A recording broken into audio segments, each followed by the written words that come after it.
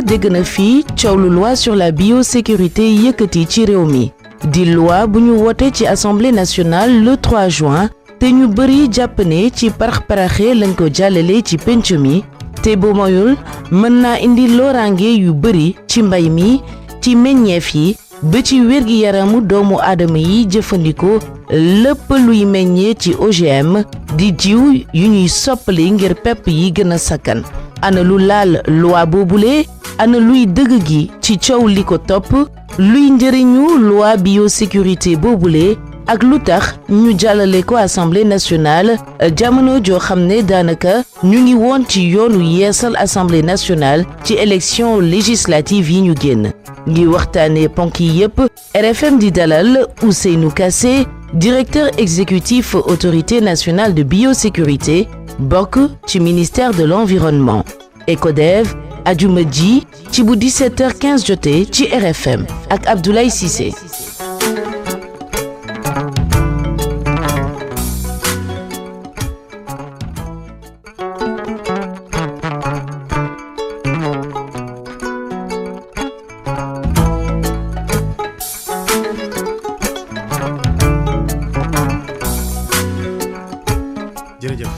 Samb mbokk yi ñoom mbégte dellu siwaat fii ci suñu jotaay ECODEV am mbégte wax dëgg fa yàlla ci thème bi nga xam ne moom la ñu bëgg a waxtaanee li tax ñu ci am mbégte sax dafa mel ni bu dul guléet autorité bi nga xam ne moom la ñu fi woo te muy directeur exécutif bu autorité nationale de la biosécurité bu ma sañee ne bi loi bi nga xamante ni nii mooy jëmmal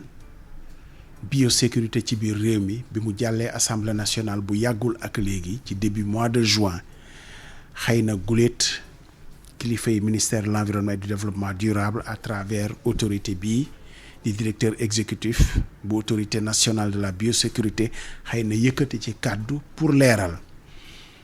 am lu ko jiitu nag lu bari ci wax ci acteurs yi njàqare bu ñu am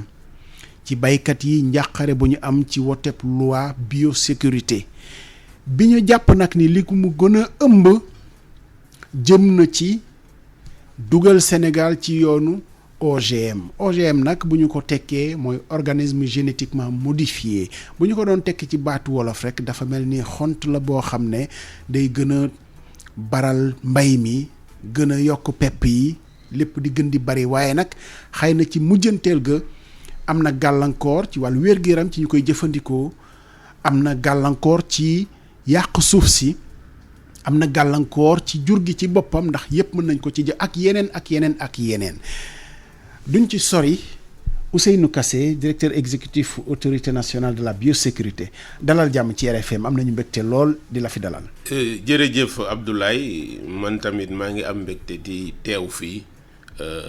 di itam profito si loolu di nuyu waa kër gi yëpp bari naa fi ay xarit xëy na wax bi duy bari nag mais bari naa fi ay xarit di nuyu aussi sa auditeurs yi ñu lay suivre si digital bi ak ñi lay suivre actuellement en direct donc ñu di leen nuyu di leen ziare si ajuma bi donc di leen wax aussi kontaan nañ si dalal bi. rafet na vraiment avant ñuy commencer kontaan naa si loolu. jërëjëf ñu ngi lay gërëm bu baax autorité nationale biosécurité taxawal nañu ko ay at a ngi nii santoon ko it ñu tëgg stratégie nationale boo xam ne moom mooy mool biosécurité jaare ko ci biotechnologie ndax biotechnologie boo ko déggee xeeti yu bees yi la rek yoo xam ne nii xëy na. tey faw réew yu bari dox ci lan mooy historique bi nga xam ne moo indi loi sur la biosécurité. jërëjëf Ablaye historique bi maanaam mooy taarix ci wolof. taarix boobu mi ngi tàmbali ci 1992 bi ñu toogee ba 1992 réewu àdduna bi yépp dañoo toog ñu ne lu jëm ci jaww ji alam bi daal war nañ ci def gëstu jàngat ci ni muy doxee nii ñu dajaloo ñoom ñépp ca Brésil fi ñuy wax Rio. bi ñu jógee ci réunion bu mag boobu nga xam ne àdduna wërngal këpp ñoo fa nekkoon li ci génn ci jàngat mooy ñetti mbir ñu ne wàllu jaww ji coppeeku bi nga xam ne am na ci tàngaay mu am jeexital ci taw bi am jeexital ci nit ñi am jeexital ci maanaam lépp loo xam ne mala la wala lu nekk ci géej gi donc ak jéeri ji lépp mu am ci jeexital moom la ñuy wax réchauffement climatique ñu ne loolu de génn na ci. beneen bi nga xam ne daf ci génnaat mooy maanaam fépp foo xamante ne ab gott la woon àll la mi ngi commencé toj ci lu nit di def ak lu nit defut muy désert bi désertification. donc ci taarix Sahara gii ñu nekk jëm Mauritanie jàpp Algérie ak yooyu ay jàngat wone na yu xóot que ne foofu garab yi bari woon na fa, ndox mi bari na fa, am na sax ñu fay wax ay dinosaures. donc si jamono waaye gis nga ko ak yeneen désert muy désertification. beneen bi nga xamante ne daf ci topp mooy maanaam suñ borom ni mu tëggee alam bi maanaam nit ñi ne fi, jur gi ne fi, jaww ji ne fi, ndox mi nekk fi, jën yi ne fi ak leneen loolu kat war nañ ko sàmm ba li ñuy wax disparition espèce du am wala ñuy jëm ci espèce yoo xamante ne nii day doon hybride yu ñu xamul nu mu demee. bi ñu génnee ci loolu ñu ne lenn lu ci nekk nañ ci taxawal convention. convention yooyu nag day doon maanaam ay doxalin ak nekkin ak ay négociations yoo xam ne àdduna bi yëpp dañuy tënku ci loolu. ñu commencé ci climat bi nag moom lu siiw la lu am bayre la yaa ngi dégg ñu ne COP 21 ak yooyu mais benn désertification bi ma la wax maanaam mooy nit ñi gott bi ni muy tojee wala biodiversité bi benn bu ci nekk am na convention. donc ñu nekk ci COP 21 COP 26 COP 27 bi sax nga xamante ni si wàllu réchauffement climatique Afrique lay amee. léegi nag bu ñu tegee yooyu yëpp mu am ci biodiversité bi ñu gisaat ci beneen jàngat ñu ne gëstu yu ak xarañte yu bees yi kat bàyyiwul dara dem na ba dugg ci maanaam way dundin yi ak jaww ji ak ndox mi ak yëpp ñu ne konte nag loolu war nañ ko def protocole comme signé nañ convention ba pare. ñu tàmbali négociation boobu mi ngi terminé ci Carthagène mu nga nekk ca Mexique ñu tudde ko protocole de Carthagène. donc protocole de Carthagène boobu moo ëmb lépp loo xam ne way dundin bu ñu soppi la mooy léegi les biotechnologies modernes way dundin yi nga xam ne dañ leen soppi. loolu nag bi mu amee ñu teg protocole boobu ñu ne réew yëpp nga xam ne dañ ko signé muy convention internationale bu ñu demee seen dëkk nañ fa teg ay loi ak ay jumtukaay kenn ku nekk ci ni nga ko xamee yoo xamante ne ni mooy encadrer loolu di ko doxal. donc loolu bi mu amee Sénégal dox si ay jéego si 2003 bi ñu ko ratifié si 2003 convention yi nag xam nga dafay am nombre boo xam ne bu ko amee ay réew yu ko kii rek mu dugg en vigueur. bi loolu amee Sénégal 2003 la def bosam donc si octobre 2003 bi ñu paree loolu si 2009 ñu tëgg loi boo xamante ne ni mooy loi biosécurité. donc 2009 ñu tëgg loi 2009-27 bi ñu jógee ci loolu mu amaat coppite loi bi tamit am na taarixu boppam xëy na bu ñu yëgsee foofu mën naa dugg ci taarix boobu. tamit ni mu tàmbalee su fekkee bëgg nga ma jàll. bien sûr alors dañuy taxaw parce que ñaari gis-gis yu waroo aussi dafay faral di am ci biir scientifique yi sax. ci jàpp ni xëy na àdduna mënatul doxee na mu daan doxee maanaam transformation à outrance xëy na moo ñu yóbboo li ñu nekk nii ñeneen ñi di bàkkee ni dañu war a dellu ca nañu même fii Sénégal nañuy bayee dañuy war a dellu ci nañu doon bayee démb ñenn ñi gis ni mbayum industriel bi peut-être moo yàq sax mbay mi wàllu yooyu nga xam ne ñun soxal nañu ci wàllu agriculture biologique te écologique ci wàllu biodiversité boobu lan moo ci taxawaayu Sénégal ci ban yoon la ñu xàllal ñun. waaw yoon bi ñu xàll Sénégal nekk ci dafa doon yoon woo xamante ne nii du yoonu man kese. ndaxte dañuy wax ne bu fekkee da ngaa bëgg a dox bu gaaw demal yow kese waaye bu fekkee da ngaa bëgg a dox bu wóor wutal ku la gunge. donc ñu nekk ci espace bu ñuy wax UEMOA nekk ci espace bu ñuy wax CEDEAO doxalin bi ak taxawaayu Sénégal boobu kenn ku nekk dégg na ñuy wax mondialisation Ablaye mondialisation nag ci ñett rek la tënku mooy vitesse de l'information. mooy le transport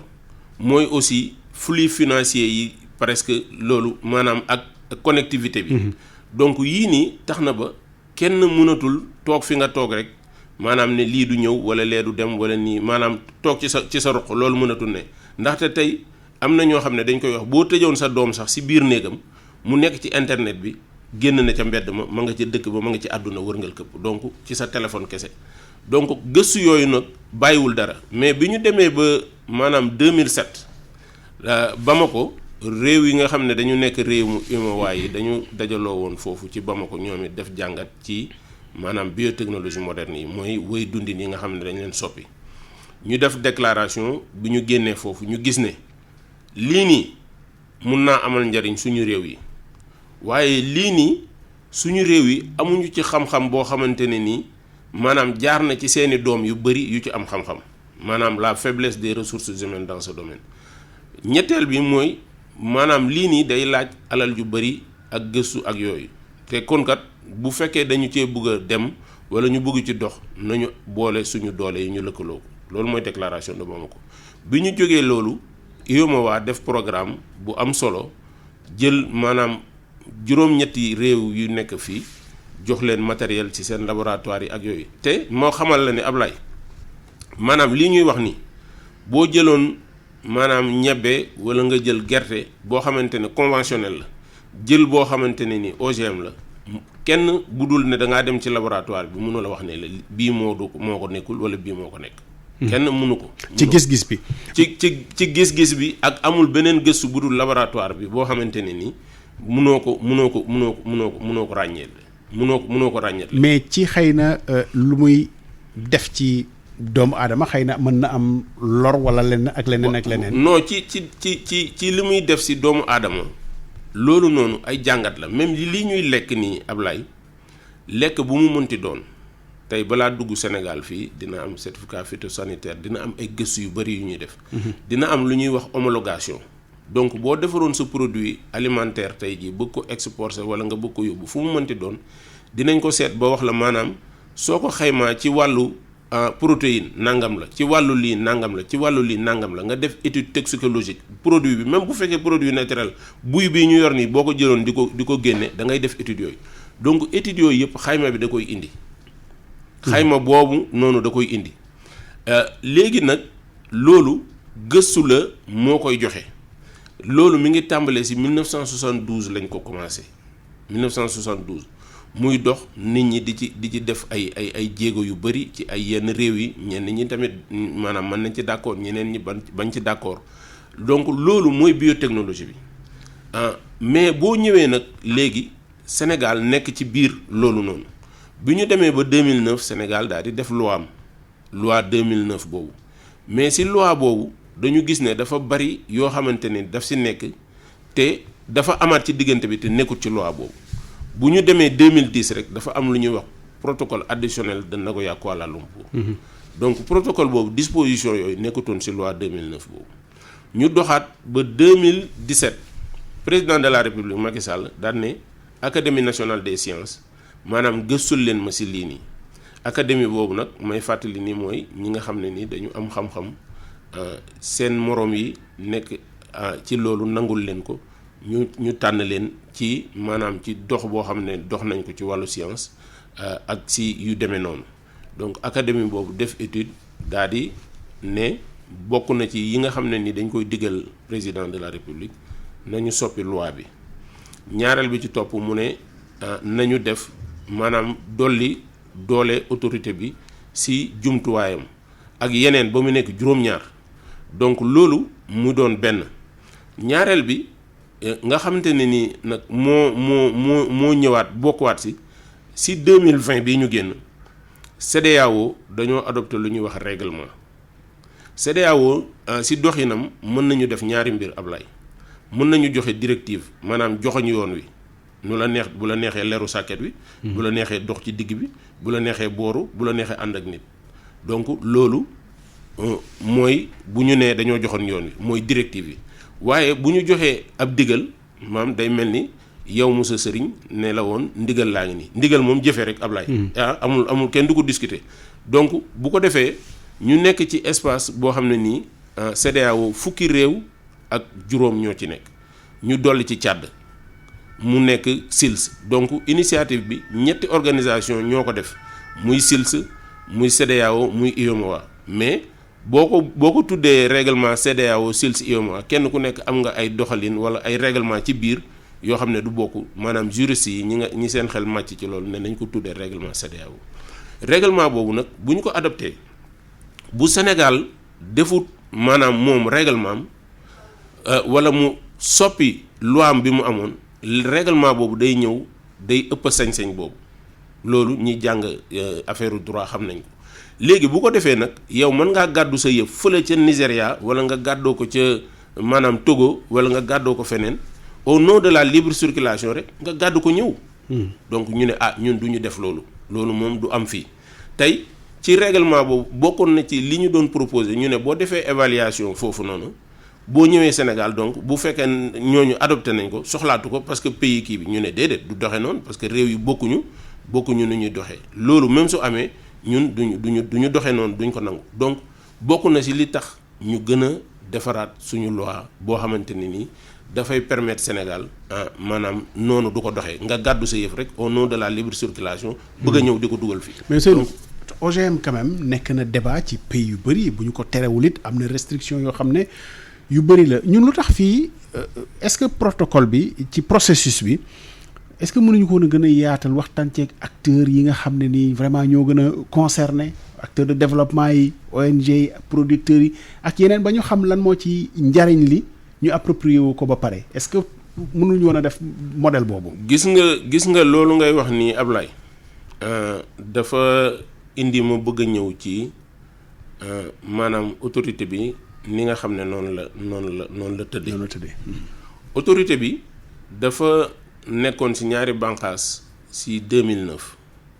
maanaam mu am comité national de biosécurité ak autorité nationale de biosécurité mooy direction bi. boobu dañu ne woon maanaam comité national de biosécurité bi maanaam bànqaas la buy xelal autorité bi donc ñoom dañuy am mandat bu ko defee ku am mandat ñaari yoon buñ ko renouveler rek jeex na directeur bi bu defee mandat buñ ko renouveler beneen yoon jeexal na mais loolu dañu ko dindi président bi mu ñëwee dafa yokk doole autorité bi si maanaam nattal li ñu koy nattal maanaam budget bi mu yokk ko ba pare ñu changer aussi maanaam organisation ak mission bi autorité bi ñu defar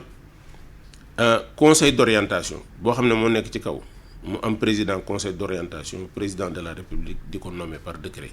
mu am ay membres yooyu nag dañu am ay mandats renouvelables parce que dañu jóge ci ay ministères ak ay bànqaasu nguur gi ay waa douane ministère des pêches ministère de l'élevage et cetera ba ñu yegg si suufu loolu mu am direction exécutive le directeur exécutif est nommé par le président de la république moom rek moo am possibilité révoquer ko amul mandat. bu ñu paree loolu ñu am comité national de biosécurité.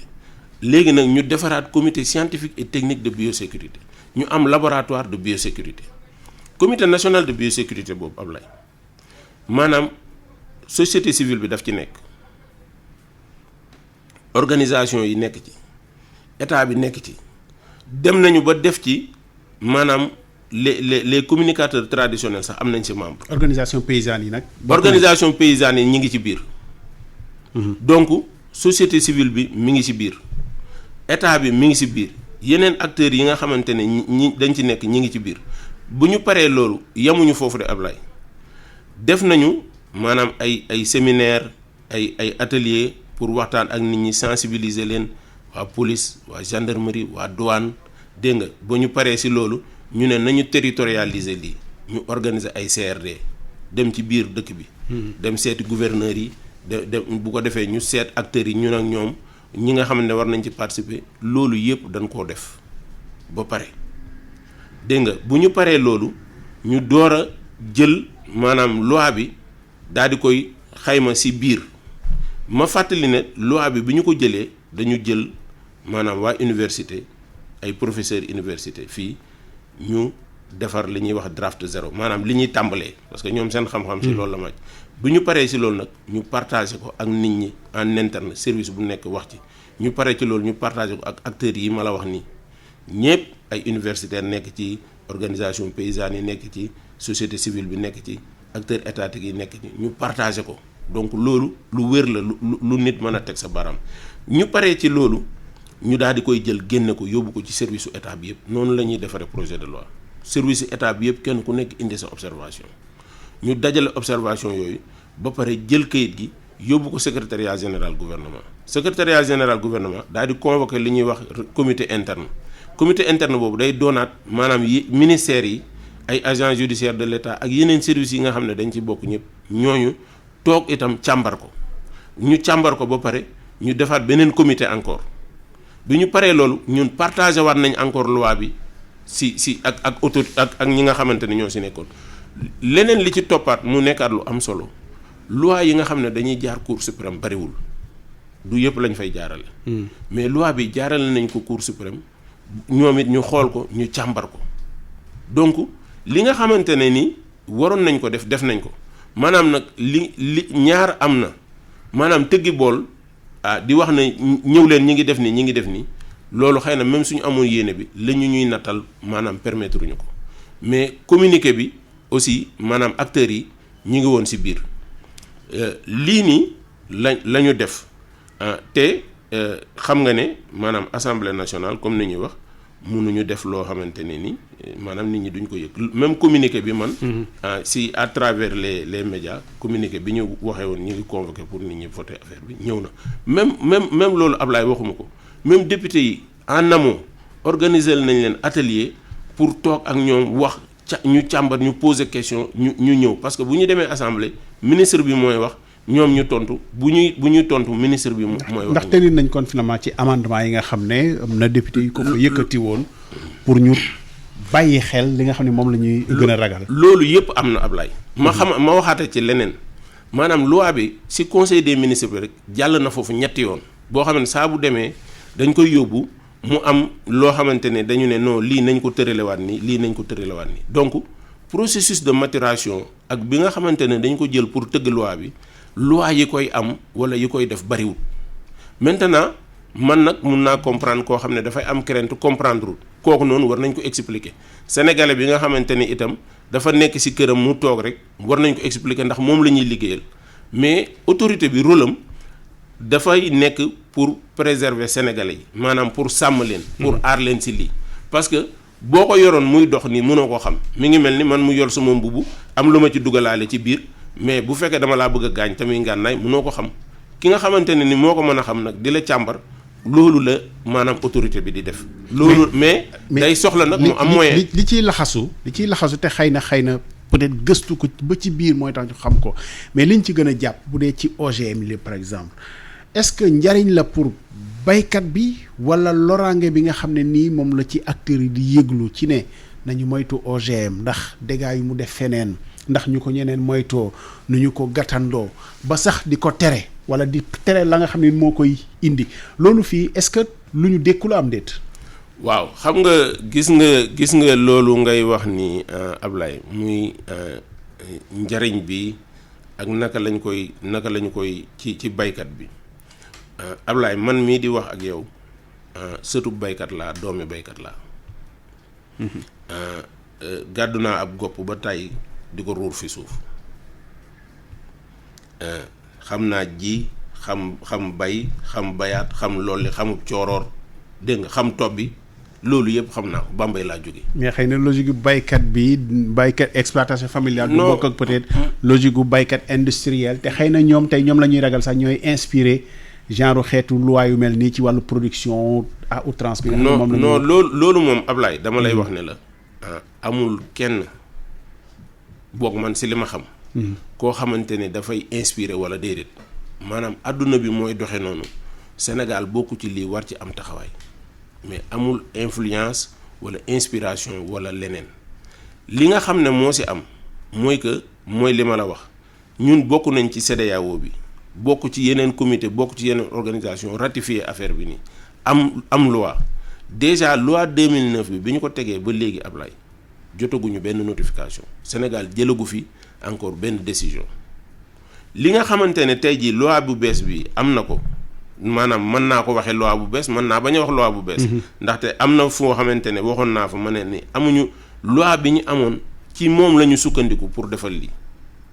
donc bi fi nekkoon kon dootul nekk fii. mise à jour la daal mu gën a méngoo ak jamono. mu gën a méngoo ak jamono mais mise à jour boobu boo ko waxee am na ñeneen ñoo xam dañ koy dégg ne maanaam da nga ko jël rek cappal fii non dañ ko jël. ñu tëggaat ko mais ci foofu la ñu appuyé woo pour defar ko maanaam pour aar suñu réew pour aar suñu moomeel pour protéger loolu maintenant mënuloo wax ne lii du dugg fi wala lii du fi dem mais boo jëlee nga ne dara bala mu fay dugg wala nii lañ koy càmbare wala nii lañ ko def léegi loi bi dañ ci boole sax processus décisionnel la ñuy wax Ablaye kenn du tëju ci sa bureau maanaam di jël décision wala dafa am participation ak sensibilisation publique bi dafa bokk ci processus décisionnel bi donc du ñu jël dara boo demee tey nga mu amoon koo xam ne dafa bëgg a def dara dégg nga day jóg mu ne su bëggee def li dañ koy publicité wax ko fépp kenn ku nekk loo ci xam nga ñëw wax ko bala ñuy def loolu. leneen li nga xam ne nii moo si nekk lii nii loi bi du pour ay affaire mbay. nekkul loolu kese. entre autres voilà. bay mi ngi ci biir. mu ngi ci biir. leneen mi ngi ci biir ndaxte loolu maanaam xarale yu bees yooyu dafa nekk ci yeneen yëpp mi ngi ci wàllu napp ga mi ngi ci wàllu ndox mi mi ngi ci wàllu jur gi mi ngi si leneen ak leneen ak leneen. mais loolu noonu tey boo ñëwee ñu indi la ginaar wala ñu indi la leneen koo xamante ne nii boo ko jaaralewut si laboratoire bi Ablaye doo xam lan moo ci nekk mënoo ko xam ndax mënul wuute ak ginaar gi nga indi fii nii mais loolu ñun war nañ ko càmbar war nañ ko def bu keneen bëggee def naka su dul noonu. maanaam concrètement ci ki ñuy déglu mënul doon ginaar goo xam ne yafalee nañu ko loo xam ne nii dana ko may mu duuf gaaw mat waaye boo xoolee ca biir mën na am lor loolu du ci nekk. loolu nag la ñu bëgg nag. maanaam loolu man koo xool boobu mais man koo xool boobu ak boo ko xoolee bu fekkente ne loolu daf caa nekkoon nga mën a teg nit ki ay daan wala nga mën a fexe ba loolu du am mais loi moo koy mën a def Ablaye. loi bi kon day protéger plutôt que exposer. effectivement loi bi dafay protéger suñu réew. parce que yow boo yoree sa dara ñu ne la fii kat bala nga fee dugg tey jii boo yoree ngàndaay nga jëm ci organisation boo xamante ne yaa ngi gis porte électrique yi nga gis gendarme yi ñu taxaw mais di nga seet weneen yoon wooy jaare wala noonu mais doo ñëw dugg foofu wala boo dee dugg di nga yëglu nga ne lii laa yor. kon donc c'est-à-dire scientifique gu réew mi ñoom jàpp nañ ni OGM moom dara nekku ci loo xam ne nii gàllankoor la wala lor. du scientifique gu réew mi ñoo ko jàpp. OGM bi da ngay wax OGM mais boo ko waxee dafay doon benn terme boo xamante ne ni dafay nekk sax restriction actuellement fii nga xam ne fi la gëstu toll ak yooyu. nit ñi ngi dem ba si sax ay gene drive ak yeneen yoo xamante ne ni biologie synthétique la ñuy wax. mais ñun ci foofu la ñu toll. maanaam boo ko yoree wax nañu léegi affaire maanaam mondialisation Ablaye nit ki mën naa am na réew yoo xam ne nii ñi ngi def OGM bu ñu ko jëlee di ko circulariser mais bu ñu la waxut mënoo koo xam mais ñun bu ñu defee suñu loi maanaam teg suñu laboratoire dooleel ko dooleel suñu scientifique yi ak yooyu bu dee loolu lu jëm ci wàllu ñam wala yooyu buy dugg fii wala leneen lu xeetoog loolu noonu dinañ ko mën a gëstu dinañ ko mën a càmbar léegi nag am na loo xamante ne nii si ni lii di doxee li ñuy wax considération éthique. considération éthique yi dafa am ci ni muy doxee maanaam bu fekkonte ne dañu demoon ba loolu ñu koy def dañ lay wax ne la maanaam nit ki dina xam li muy choisir muy étiquetage. donc même soo demoon di jënd meew bii moom ci lii lañ ko defaree. ci lii lañ ko defaree. nga xam ci li ngay ci sa tayeef. boo ko tànnee yow yaa ko jël donc ñooñu di considération éthique ak transparence si foofu lay nekk ñoo lay doxee te lu weesu lii sax maanaam wàllu lekk bu nekk loolu dafa nekk obligation da ngay def étiquette nit ñi nag mën nañ ko bañ a lire wala nga ñëw rek jënd ne tu fais. mais est-ce que protéger communauté bi aussi yeggul woon ci lu ñu jàpp ni xëy na du ma wax lor parce que ne nga scientifique dàq dañu lor bi nga xam ne nii moom moo ci mën a jóge mais loo xam ne peut-être du ngëneel ñu bañ koo présenter ñu bañ koo teg ci rayon par exemple. waaw xam nga loolu laa lay wax Ablaye maanaam loi bi soo waxee noonu dafay mel ni dañuy jàpp maanaam affaire mbay wala affaire lekk kese. loi bi am na si affaire santé am na si santé animale am na si environnement même alam bi tey jii Ablaye am na ñoo xamante ne nii bu fekkente ne dañuy jël considération alam bi muy considération dissémination ni ñu ko tuddee si biir kii bi dans l'environnement dissémination dans l'environnement dañuy bañ mu am li ñuy wax possibilité hybridation maanaam nga defar beneen espèce boo xam ne xamuloo ko wala yooyu loolu bu fekkonte ne nit ki da koy def di ko càmbar ni nga xamante ne noonu lay doxee mooy day am li ñuy wax confinement tey suñu chercheurs yi nga xam ne dañu war a nekk ci laboratoire bi dañ leen war a dugalaale ci biir loi bi pour ku ci am loo bëgg a def recherche ñu fexe ba nga def sa recherche mais ñu encadré ko ba li nga xam ne ni benn lor du jógee ci loolu jëm ci yow wala jëm ci keneen wala loolu loi moo koy defar bu fekkente ne ki nga xam ne dafa yore ñam bu bokk ci loolu mu war ko jàllale wala mu war ko def ñu mën ko càmbar xool ko ba benn lor du ci nekk lu jëm ci loolu donc ñun du ñun ñoo koy defar. du ñun it ñooy def promotion bi naan kaa leen lii baax na wala lii bon na ñun suñu rôle mooy aar sénégalais yi mooy sàmm leen ci lii loolu nag ci loi nga ko mën a sëkkandiku loi bi wax la ne ku def lii la ku def nii lii la lii kat nii lañ koy tëralee nii lañ koy tëralee ak nii ba ñu càmbar loolu ba pare bu ñu càmbaree loolu ba pare ak ci domaine bu mu mënti doon mu nekk dans l'environnement mu nekk dans la santé humaine dans la santé animale maanaam si wàllu jur gi wala mu nekk ci wàllu jaww ji wala ndox mi wala ñam yi wala mu nekk si agriculture bi même bu fekkente ne bu mu ci mënti nekk dafa bokk ci biir loi bi donc loi bi mooy permettre léegi nag autorité bi mu am levier boo xam ne nii moom lay mun a doxale gis nga si loi 2009 bi bokk na ci li tax ñu soppi ko loi 2009 bi code de procédure pénale bi ñu am ak code pénal bi jëluloon ay infraction maanaam ku def ay naka su dul noonu yu bokk ci lii yan daan lañ la war a teg konte loolu bu fekkonte ne am na ba ñu jàpp loolu ba mu nekk cas avéré dañuy bàyyi rek juge bi mu xalaat lu ko neex waaye ci loi bu bees bi intégré waale nañ ci loolu donc mu nekk benn ci innovation yi nga xamante ne ni bokk na ci loi bi ma wax la ko léegi leneen li nga xam ne daf ci bokk mu am ci doole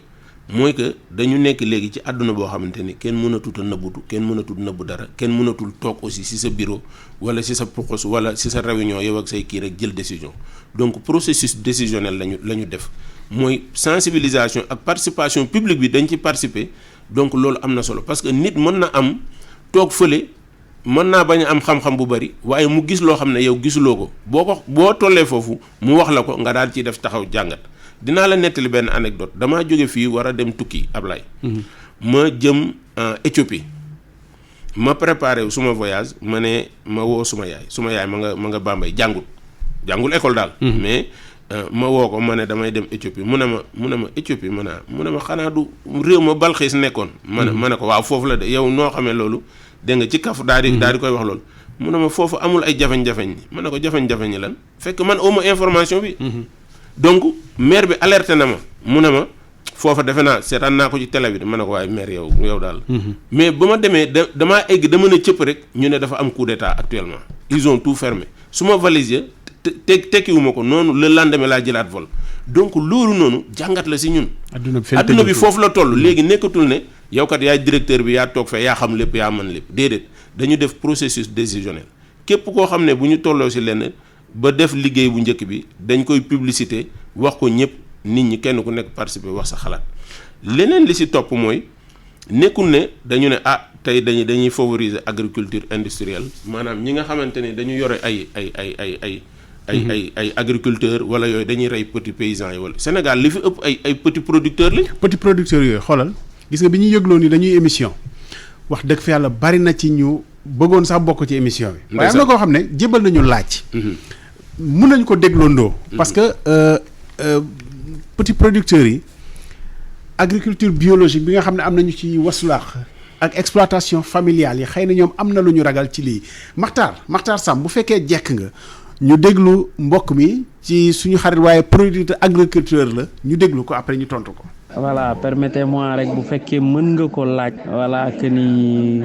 voilà est-ce que lan mooy considération bi ñu jël par rapport ak acteur de l'agriculture biologique parce que lii nii biñ koy def yaakaaruma ni bàyyi nañ leen xel te bu ñu xoolee bu baax avec DITAES y a une dynamique ba nga xam ne mu ngi installé wu et puis ça commence à vraiment gagner de l'ampleur au sein des acteurs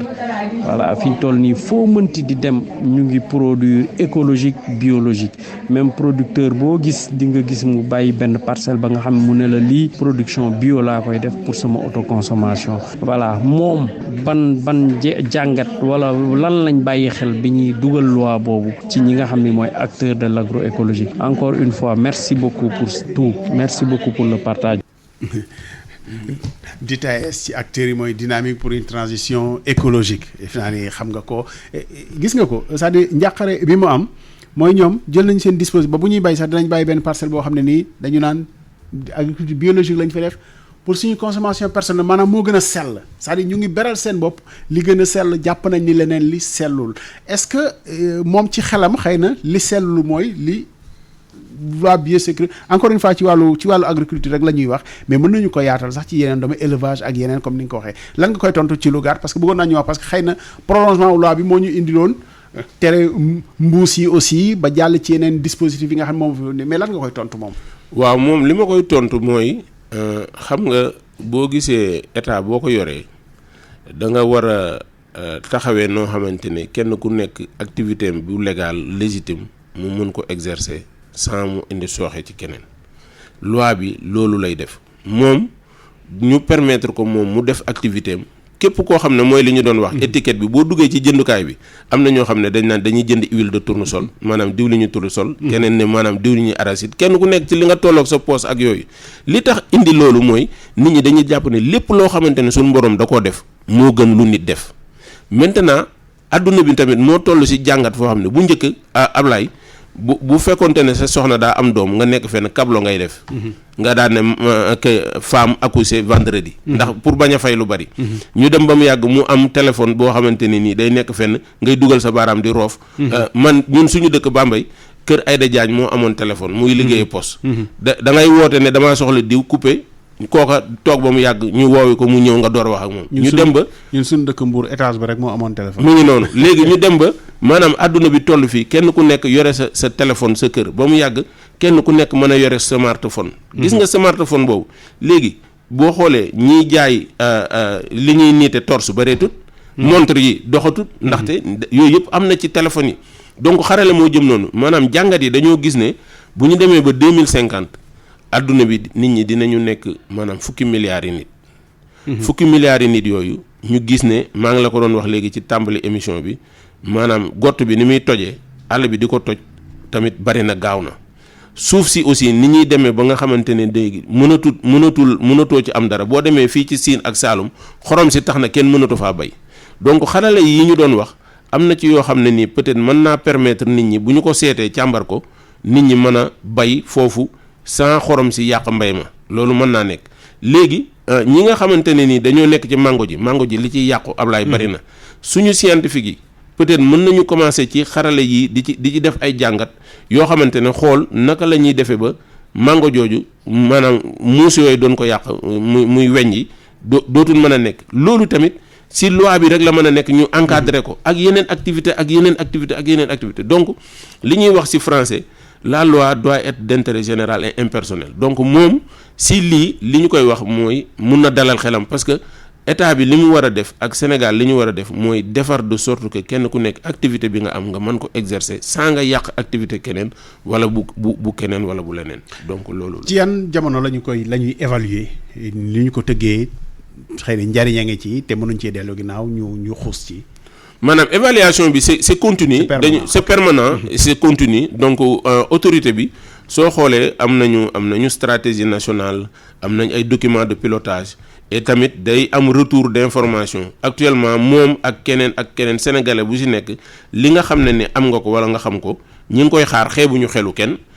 pour tamit jël ko dugalaat ko ci képp koo xamante ne ni da nga gis ne wala nga jàpp ne lii mën naa nekk sooxe wala yooyu dañuy bëgg nga def ko parce que li nga xamante ne moom la ñu bëgg bu lépp jeexee mooy jàmmi Sénégal mooy jàmmi réew mi loi bi autorité bi nag du moom defarut OGM indiwut OGM autorité bi li muy def mooy fexe doxal loi bi ñu teg loi bi nag pour maanaam sàmm Sénégal la pour préserver Sénégal la mais aussi pour permettre képp koo xam ne da nga bëgg a am activité bi wala yooyu ñu ne la bindal nga yónnee ñu boo bindee ñu càmbar ko am nañu ay jumtuwaay waaye nag li nga xamante ne ni moo ci nekk Ablaye te ñu war ko wax xëy na autorités yi ñu ngi ñuy déglu maanaam lii maanaam importance bi mu am pour réew mi ak dayo bi mu am pour réew mi war nañ cee def alal juñ ko toll pour mu doxal ko la maintenant nag soo ko waxee dama toll si foo xam ne am na si lu ma xam am na ñeneen ñu koy wax. yéen da ngeen a tumuranke ci maanaam liggéey bi nga xam moom lañ leen dégg nu ngeen ko war a mën a doxalee. tumuranke du ma ko wax ndaxte bi ma ñëwee ak léegi maa ngi fa fekk maanaam budget boo xamante ne nii bariwutoon président de la république am na volonté yokk na ko soppi na doxalinu autorité bi ci ay texte ak ay loi ak yooyu waaye fi mu toll nii fi ñu toll pour maanaam mbir mi dox. pour ñu xamal nit ñi sax sénégalais yi def promotion loi bi def pas promotion loi bi mais def sensibilisation information nit ñi. bii moom dañ leen ko buuñaa rek. voilà laaj na c'était d'un intérêt public. voilà donc c'est un voilà nit ñi gis nañu loolu donc war nañu natt loo xamante ni dina mën a fex ñu dox comme maa ngi la ko doon wax ci tàmbali bi ay xarala yoo loo xam ne bala nga koo mën a gis foog nga dem ci laboratoire bi. mbuus yi 30 secondes parce que journal bi jot na foog ñu tëj mbuus yi moom génnee nañu ko fi ministère de l'environnement moom nga bokk li yëpp ci loolu la ci wàllu biosécurité mbuus yi ñu waxoon dina fi jógee ñu remplacer ko ak yenn waaye xanaa bu fi jógee am na plan pour tonni ko ci mbedd mi parce que mbuus yi fa jógee ñu ngi ci mbedd mi ba léegi. waaw mbuus yi quand même si li ma si xam am na ay jéego yu am solo yuñ ci def mais xam nga làmbaay xëyut sotti nag. te itam boo nekkee si réew moo xam ne démocratie la fii nga mën a def njëkk bi mooy bunt bi nga tëj ko li fi nekkoon mais am na ay yombal après ndax jafe-jafe yu bëri yu ñu si defoon am na ay jéego yu bëri yoo xam ne dox nañ ko si xëy na bu ñu yàggee continuer di dox loolu dina baax donc affaire yi daal yombut. Ousseynou Kassé jërëjëf xam naa dinañ ci dellusiwaat ak acteurs yi seen njàqare ñu ci am incha allah yeneen i jotaay. jërëjëf Ablaye maa ngi leen di sant di leen gërëm di nuyu ñëpp ñi ñuy déglu. ñu lay gërëm voilà jërëjëf 18h le journal Jean-Paul Ndour.